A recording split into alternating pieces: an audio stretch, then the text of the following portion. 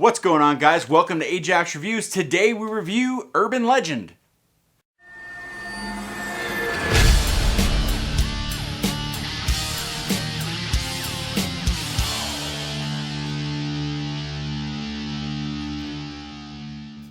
Directed by Jamie Blanks. A college student suspects a series of bizarre deaths are connected to certain urban legends. Urban Legend.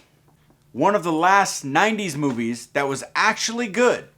Well, at least from what I remember of it. I mean, I have seen it about 15 times, I'm not gonna lie. This is the first time I saw Jared Leto and thought he was a complete pud and just wanted to smack him. I was fresh off watching a bunch of Noxzema commercials, and seeing Rebecca Gayheart in a movie just didn't sit right with me. Tara Reid, who I thought was hot up until the one titty slip, she was in this, and I was like, I was disappointed that Danielle Harris, the fact that she was only in this movie for like that long. But we'll get into that.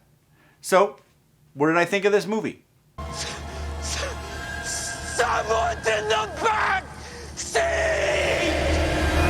So, after the massive success that was Scream, everybody and their mother, and sometimes their grandmother, went and made all these teenage whodunit horror movies.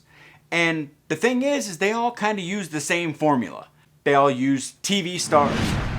Even the posters were similar. You couldn't swing a dead cat without hitting one of these movies. Now, if I'm being honest, back in the 90s when all these movies came out, I hated them. Absolutely hated them. But now looking back on them, I can appreciate them. And I can have a lot of fun with them.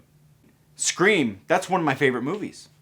And Urban Legend, that ranks high as well. This movie is fun, even though I'm not a fan of half the cast. Like Jared Leto, Rebecca Gayheart, just to name a couple. Some of the things that stand out for me in this movie are the situations that they actually put the characters in order to make these urban legends happen. You have to be put into a situation where the story works, the kill works, and it flows. And they were really good at doing that in this movie. It really just kind of keeps your attention and keeps you on your toes, because now you're thinking, well, which urban legend are they leading to? And I always fucking just erupt with laughter when Joshua Jackson's character dies. I mean, shit, I fucking hated Dawson's Creek. At the time, I had a huge crush on fucking Tara Reid. Not as much as Danielle Harris.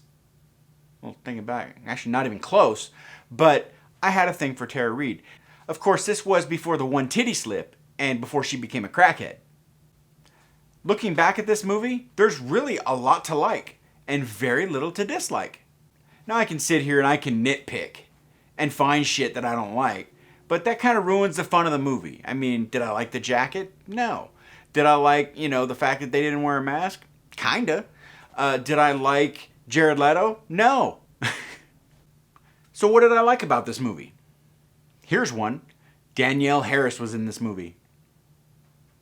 That's all I need to say about that. I mean, it's Danielle Harris. She, for me, is the f***ing Scream Queen.